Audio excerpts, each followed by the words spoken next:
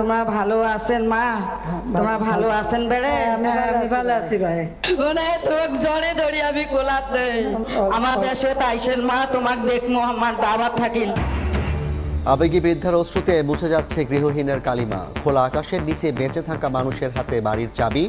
প্রধানমন্ত্রীর আশ্রয়ণ প্রকল্পের ঘর পেল 18,000-এর বেশি পরিবার।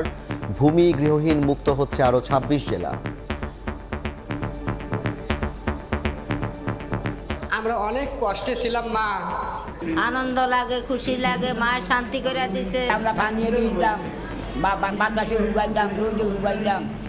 আমার সরকার একটা ঘর দিয়েছে, আমরা আনন্দ করি। আমার যে এই ঘর করতে পারবো আমি কল্পনা করি না।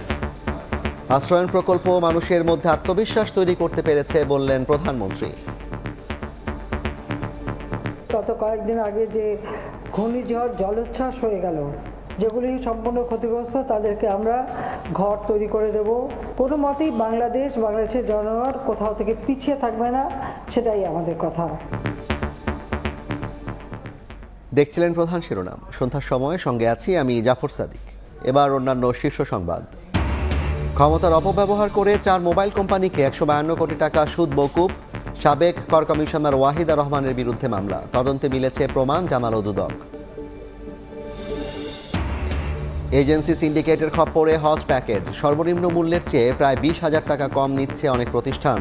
সরকার নির্ধারিত দাম নিয়ে উঠেছে প্রশ্ন। সপ্তাহ ব্যবধানে এবার চট্টগ্রামের ফিশারিঘাট খালে পড়ে নিখোঁজ 2 শিশু। উদ্ধার কাজে ফায়ার সার্ভিসের ডুবুরি দল। উদ্বেগ উৎকণ্ঠা নিয়ে অপেক্ষায় স্বজন।